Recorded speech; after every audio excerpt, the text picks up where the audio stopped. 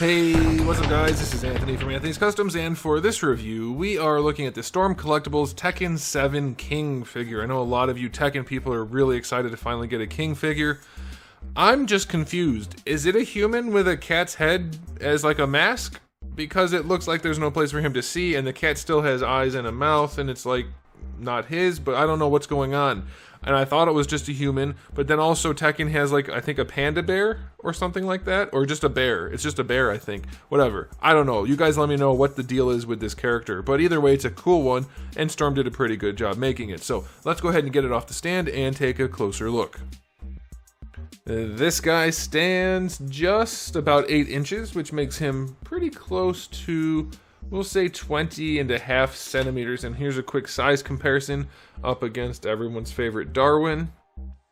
He's a lot bigger. Alright, time to talk about the aesthetic, but first it's time to talk about the question of the day. Which Tekken character is your favorite? Cannot be Jin or any of his relatives. How's that? You can't pick any of the relatives. You have to pick someone else. So they might not be your favorite, but you have to pick one, because I don't want everybody to just say Jin or Kazuya. That would be boring. Okay, let's talk about the aesthetic on this guy. I really like the sculpt on his torso. It's very nice. He's appropriately bulky, and the way they did the muscles looks really, really good. I'm very pleased with that. I like the sculpt for all the arm pads and things. That looks really good. Except for maybe his feet, they look a little bit like cowboy boots. I don't think that's a thing. Is that a thing? Is there a picture on the box I can look at? Okay, so looking at the packaging, I guess the shoes do stick out just a little bit. Maybe more like motorcycle boots rather than cowboy boots. That's a little weird. But that's the way it's supposed to look, so that's okay, I'll give it to him. And then we have the cape. Really nice paintwork and sculpt work back here. That's awesome. Detail work on the pants is good. The only thing that's really a problem for me is that mine's got a big defect on the head. It's got a big smush of paint right there. But otherwise, I think that looks pretty good. I mean, they weren't going to get it more realistic in an action figure at this scale. So I think it looks nice. The only thing that's really a problem other than a defect is that there's a lot of shading right here on the shoulder. For this shoulder piece, there's a lot.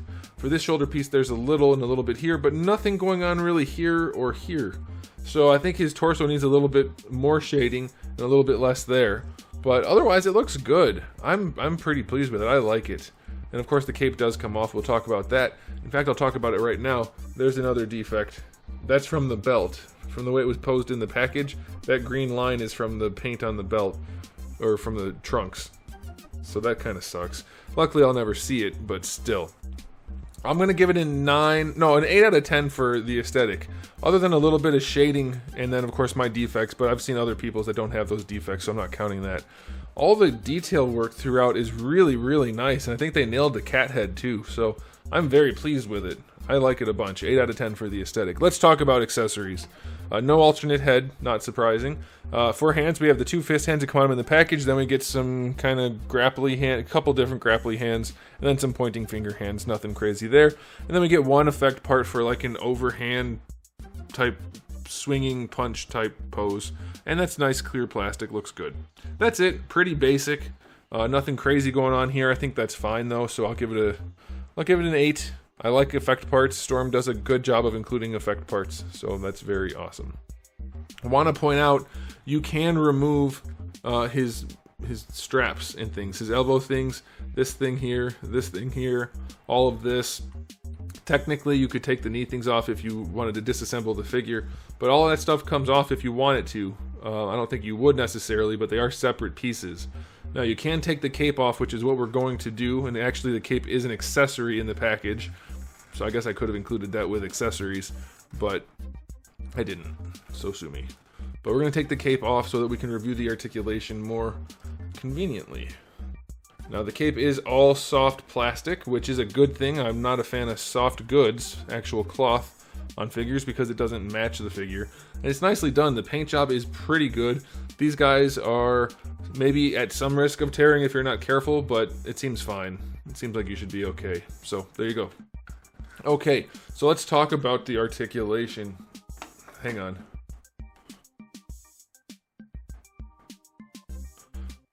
We're going to let Darwin feel special for the rest of this review. There we go. Okay, now for you know what I need to mention? His tail. It's quite a strange material. I guess it's just soft PVC. That's like, I don't know, Shore 90 maybe. It's very soft and kind of squishy and springy. It's very strange. Somebody else who owns this figure has to have noticed the material they made his tail out of is very weird. Also, so he is a human and he just has a tail coming out of his trunks on his ass, but it also looks like there's a seam made into the trunks for his tail to actually come out as if it's his actual tail. Someone please tell me what's going on with this guy. But the tail, it seems that you can rotate it, but that's it. So, I don't know. That is a weird material. It's so squishy and springy. Okay, that's enough. Let's look at the head. So it's standard Storm articulation. So you have a ball peg at the top that lets the head move around.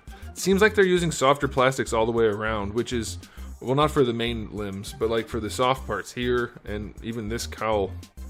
It's pretty soft, but I like that. That's good. So you still have the ball peg that lets him lean his neck, and that works. So that's cool. I like that. He can look up pretty well, surprisingly. Yeah, I like that. That neck works really well. And this is super soft, so that's awesome. Love that. Same old ball pegs we always have. Maybe even better range than normal, though. So that's cool. And then you get your ball hinge. You can raise the arm up, no problem. Let's see how the rotation is. Not loose, but it could be tighter, but I guess that's okay. So that's alright. Bicep swivel. Other than where the sculpt is binding, that's fine. Double jointed elbow. You get 90. These things are in the way though, so they're getting pinched.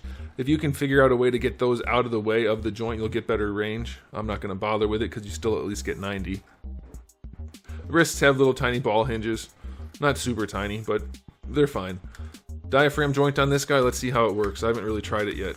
Oh, it leans back nice. This guy poses well. Good sculpt too, like that. Leans forward, that's very nice too. Of course you get gapping because when you lean forward you have to have some place for it to go. And that's just the nature of it. If you want that much range, you're going to get gapping. So I don't have a problem with that. I'm not mad at it. That's all right. Of course, you get your waist twist, and that leans around pretty well also. This guy's one of the best articulated figures they've done, I think. So far, anyway. He leans really nice up here, too. Yeah, this guy's going to pose really well, at least from the waist up, not counting the limited elbows. Let's see how his torso works, or his crotch works. I know it's not great, though, because I already tried it. Now, one problem I have is that they keep putting this big, flat crotch support piece in here. You see that blue piece? You don't need that, and it gets in the way, because when you try to pose him, the diaper's fighting against that piece, and it just doesn't need to be there. The diaper can't go anywhere. So why is it there? Now bringing the legs out to the side. Oh, that feels like it needs to be lubricated. But you do get decent range, not full on splits. You can maybe squeeze a little bit more out of there, but be careful.